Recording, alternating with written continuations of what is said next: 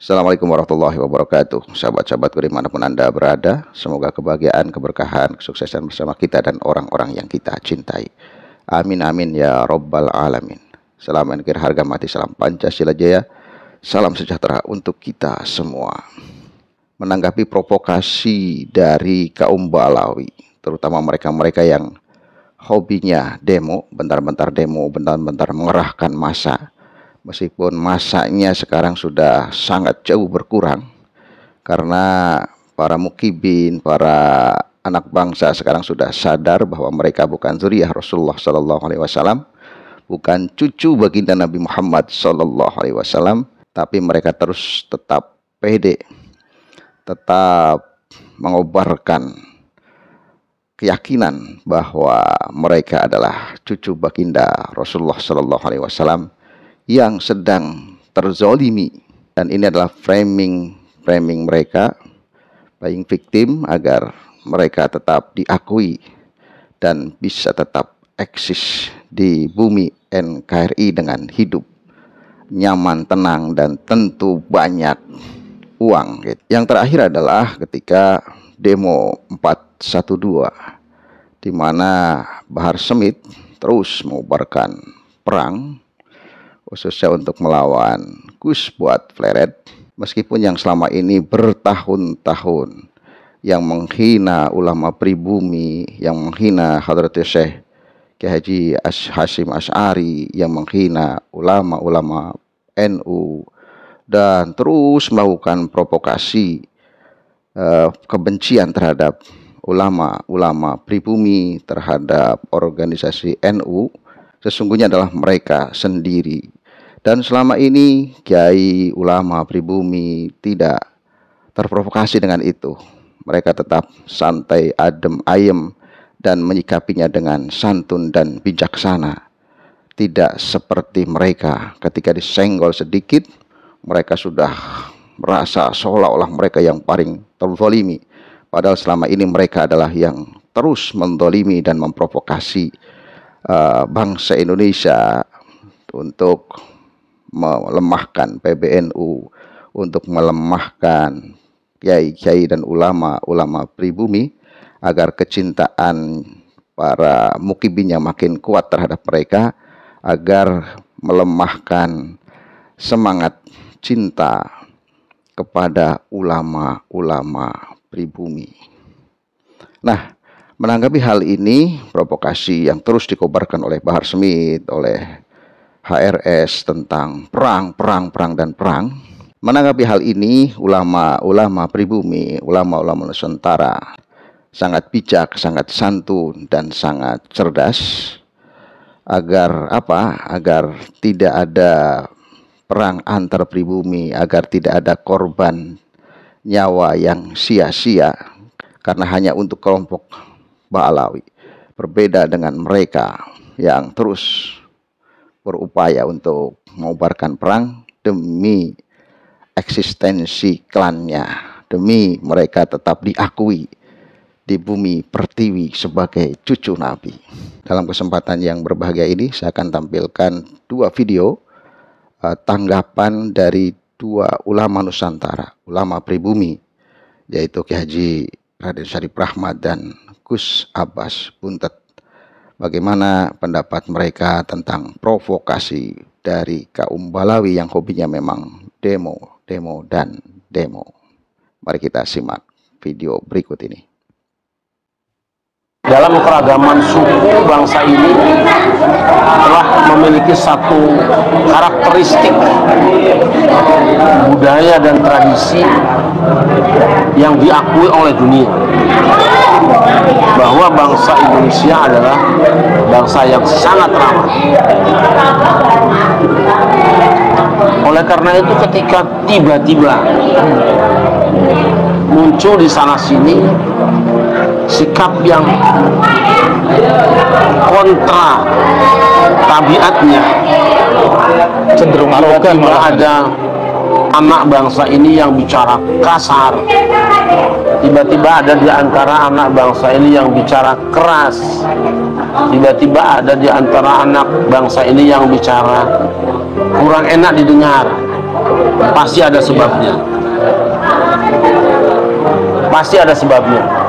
Kok ujung-ujung ada orang Indonesia ngomong kasar? Pasti ada sebabnya. Dan biasanya kalau istilah orang Sunda itu, ini bahasanya KDM, bangsa Indonesia itu layar aisan. Jadi panjang kain gendongannya, panjang kesabarannya, memaafkan,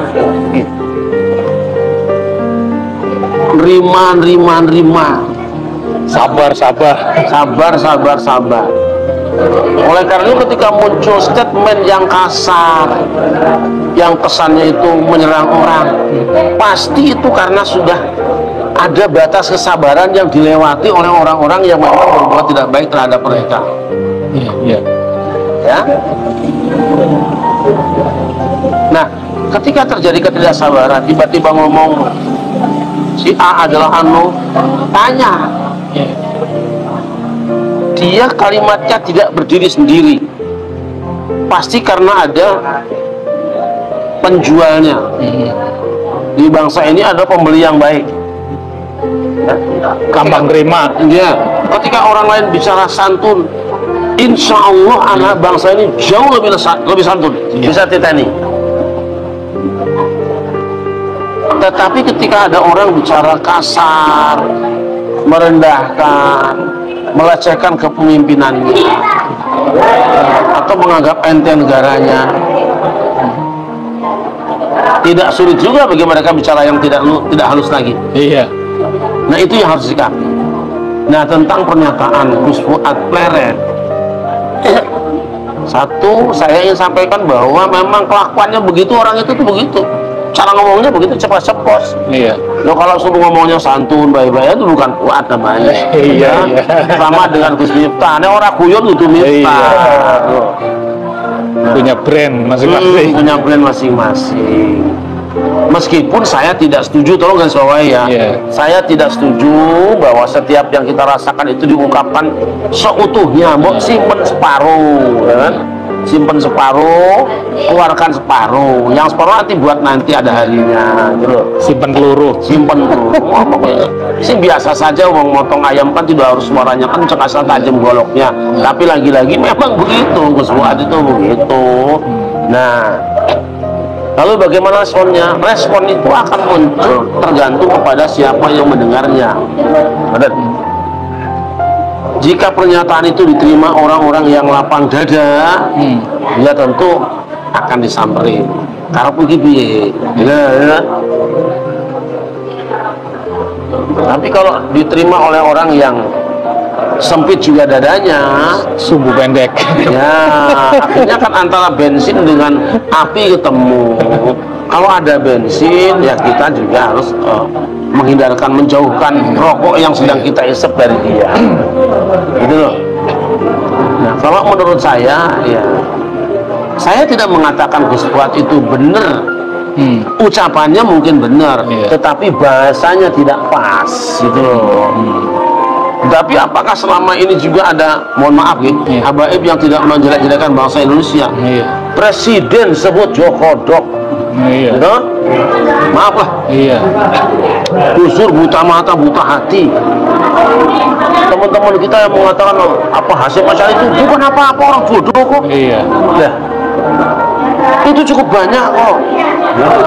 Dan peristilahan itu hidup di tengah masyarakat, kecebong, apa namanya, kampret, padang, macam-macam muncul. Siapa sih yang mulai? Coba kita putar kembali. Yang memulai dalam ceramah-ceramahnya itu nyebut putis, lonte, itu siapa coba? Gitu loh. Jadi mohon kita berimbang di sini. Jangan menanggapi yang terakhirnya, tapi proses kita melakukan apa selama ini. Kenapa terjadi seperti itu? Iya. Ada orang tokoh nyebut bebek lumpuh, masya Allah. Katanya profesor. Nah ngomong kok yang dokumen, nggak usah profesor, goblok juga bisa. Jadi tolonglah, kapan mau dimulai beresnya ini? Tapi panjenengan semua sudah menanam itu. menanam kebencian. Wong cuma beda pilihan gubernur, wah si kafir ke, cuma beda presiden, wah di musrik ke. Iya.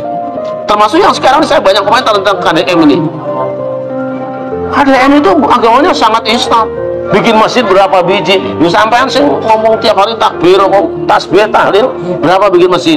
Iya. Ya, nggak ada apa-apanya. Uang pribadi. Nah, gitu loh. Nah, jadi menurut saya masih ada harapan lah. Coba ketemu gitu loh. Masalahnya apa? Nah, setahu saya itu kan masalah pengajuan pahlawan gitu, pahlawan seseorang gitu. Ya itu bisa dirembukan. Cuma memang bagi orang-orang semacam Fuad Barat itu ya bisanya begitu komentarnya. Bukan berarti kami sama bahasanya, berbeda tentu cara kami menanggapi gitu loh. Gitu. Iya, untuk pernyataannya dari kaum Ba'alwi khususnya Habib Rizik sendiri itu, menurut tanggapan Pak Kiai bagaimana? Apakah memang selayaknya Rizik itu mengatakan seperti itu? Layak nggak untuk bangsa Indonesia? Ingat ya, ketika pasukan Badar sudah saling berhadapan, saya ingat sejarah ini. Kaum Quraisy sudah di depan, kaum muslimin juga sudah di depan berhadapan, senjata sudah dipegang, pedang sudah keluar, tombak sudah diangkat, tinggal tiup trompet, Kanjeng Nabi ke depan. Kanjeng Nabi ke depan. Apa dia bilang? Saudara-saudaraku, kalau bisa kita jangan berperang. Kasihan anak-anak kita menjadi yatim, kasihan istri kita menjadi janda. Lihat, saya ingat kalimat itu, saya lupa sumbernya, tapi saya ingat itu, bahwa walaupun umat Islam sudah ditantang, sudah berhadapan, masih memberi waktu untuk batalkan perang ini, gitu. Dan dalam sejarah umat Islam itu tidak pernah memulai perang, tidak pernah datang perang, berargumen. Ketika kehabisan argumen, sekasar apapun bahasa yang diterima Rasulullah, jawabannya manis. Jangan menghubungkan kita dengan Rasulullah lo ya. Iya. Kalau orang mirip-mirip pun itu. Jadi memang istilahnya gini kesimpulannya, menang jadi arang, kalah jadi abu. Iya. Kalau memang sampai terjadi perang, yang jelas kerugian itu ada di bangsa kita sendiri. Ini ya. Ya. Ini persoalannya kan antara bangsa Indonesia dengan saudara-saudara kita dari kaum Ba'alwi yang ada di sini, yang kewarganegaraan mereka sendiri belum ada di Indonesia. Jadi mereka belum dianggap warga negara Indonesia, Masih statusnya WNA. menurut saudara kita Subhan. Karena Subhan ngobrol dengan saya, Pak Subhan, sebelum berangkat ke Mahkamah Konstitusi, itu sempat ngobrol dengan saya. Saya tetap begini, tidak cukup hanya sekedar mengatakan bahwa dia belum tercatat, tapi hidupnya sekelompok orang di negeri ini menunjukkan kesetiaan terhadap Pancasila, Undang-Undang Dasar 45, NKRI dan Bhinneka Tunggal Ika. Saya kira lebih utama daripada orang yang secara formal sudah resmi tertulis tanggal sekian jadi orang Indonesia, tapi tidak punya komitmen ini, gitu loh. Kalau saya ambil jalan tengahnya, nah, karena muncul keinginan untuk mengangkat seseorang menjadi pahlawan pada saat ini kalau nggak salah, Saifullah Yusuf yang ngomong kan, saya mau mikir kamu sudah tidak pas waktunya, nggak bisa ngomong yang lain sampean, bisa sampaikan ini. Apa nggak ada omongan lain dalam kondisi masih panas persoalan nasab ini? Kok sampean ujuk-ujuk menawarkan pahlawan? Apa nih sampai ini? Bisa terus terang kesel. Iya. Kita sedang mencoba meredam, mendinginkan, menyejukkan supaya selesai, semuanya selesai. Kok sampean enak menawarkan pahlawan? Itu menyinggung perasaan pribumi loh. Juga mengkhawatirkan perasaan kaum Ba'alwi. Iya. Seolah-olah dibom mereka. Timingnya nggak tepat istilahnya. Kan nggak bisa ngomong yang lain toh. Saya khawatir karena wajah NU ada di sampean juga. Tolonglah ngomongku sing manfaat buat bangsa ini. Pemimpin ngomong yang nggak manfaat sih. Kalau menteri apa sih manfaat dengan kementerianmu, gitu loh.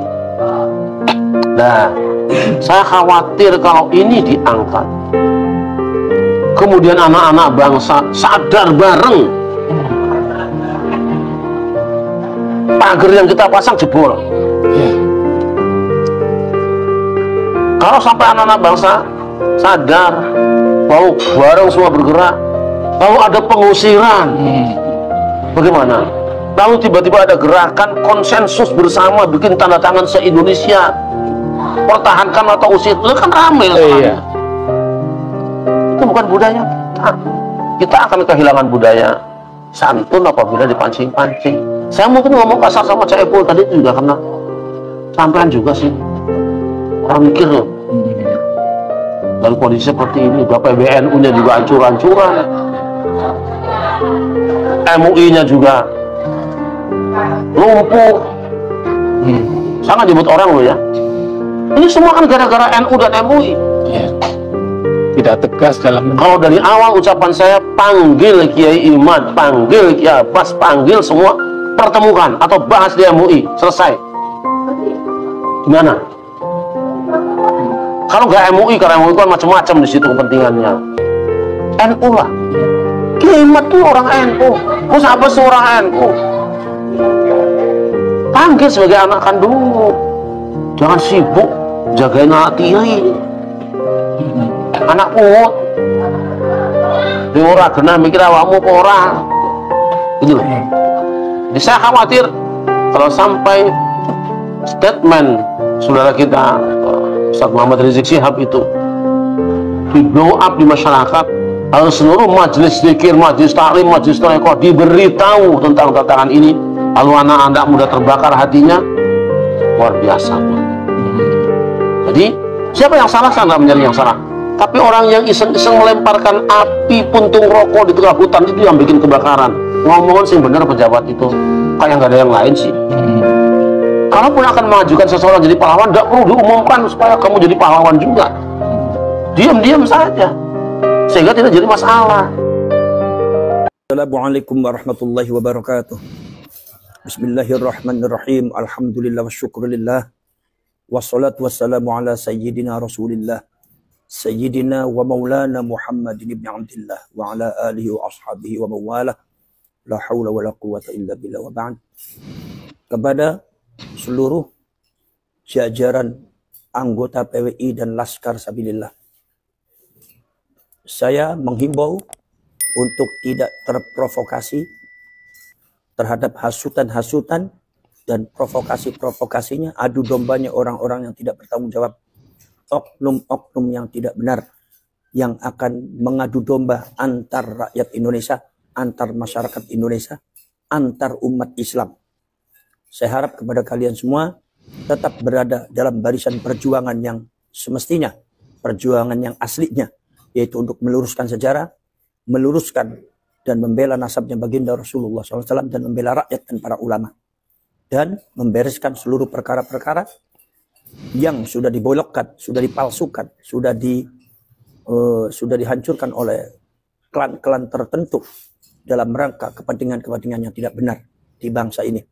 Maka saya mohon kepada kalian semua supaya tetap menjaga keamanan, iklim kondusif dan damai, ciptakan rasa aman dan rasa nyaman di kalangan masyarakat Indonesia dan rakyat Indonesia, dan memberikan pencerahan dan edukasi kepada seluruh masyarakat tentang masalah yang berkaitan dengan fenomena yang sedang terjadi, dan memberikan edukasi kepada masyarakat dan rakyat Indonesia untuk mencintai kesatuan dan persatuan, untuk tetap dalam barisan Bhinneka Tunggal Ika Pancasila dan Negara Kesatuan Republik Indonesia. Jangan mudah terprovokasi, ciptakan perdamaian, keamanan, dan kenyamanan di kalangan masyarakat Indonesia. Kita bekerja sama dengan pemerintah, bekerja sama dengan Polri, bekerja sama dengan TNI, dan bekerja sama dengan instansi-instansi yang terkait dalam rangka memperjuangkan kebangsaan dan kerakyatan ini, khususnya keagamaan ini. Assalamualaikum warahmatullahi wabarakatuh. Nah, inilah sikap ulama-ulama Nusantara, ulama-ulama pribumi, cerdas, santun, bijaksana. Mereka tidak akan mengorbankan sesama anak bangsa demi satu kepentingan Ba'alawi, satu kepentingan kelompok yang terus arogansi agar mereka tetap diakui di bumi pertiwi ini. Dan ini membuktikan bahwa ulama-ulama Nusantara itu genetikanya adalah genetika yang adem, darahnya adem. Darah para nabi sesungguhnya yang seperti ini. Mereka akan berperang pada saat yang tepat dan mereka tidak akan mundur sejengkal pun ketika memang panggilan jihad tepat, waktunya tepat, kemudian musuhnya tepat dan alasannya tepat. Tidak asal provokasi, tidak asal ngomong, tidak asal bunyi, tidak asal teriak-teriak di mimbar-mimbar, di panggung-panggung, karena mereka tahu apa yang harus dilakukan, mereka tahu apa yang harus dikerjakan, dan tidak hanya mementingkan organisasi, kelompok, dan pribadinya. Yang mereka utamakan, yang mereka jaga adalah keutuhan anak bangsa, keutuhan NKRI, tidak sekedar gengsi, arogansi, dan sifat welas asihnya terhadap sesama bangsa begitu kental, begitu dahsyat, begitu ditunjukkan oleh mereka. Karena apa? Karena beliau ini memandang sesama manusia, khususnya sama warga bangsa, dengan pandangan rahmat, dengan pandangan kasih sayang, bukan dengan pandangan kebencian, arogansi, kemudian menggunakan tangan orang lain demi eksistensi kelompok dan golongannya sendiri. Dan inilah hebatnya ulama pribumi. Saya meyakini bahwa ulama-ulama pribumi justru inilah darah para nabi mengalir kepada mereka. Selain cerdas, berilmu, bijaksana, dan santun, mereka akan melakukan sesuatu dengan tepat, terukur, dan mereka tidak akan pernah mundur kalau memang panggilan jihad betul-betul terjadi. Ini saja, semoga bermanfaat. Assalamualaikum warahmatullahi wabarakatuh.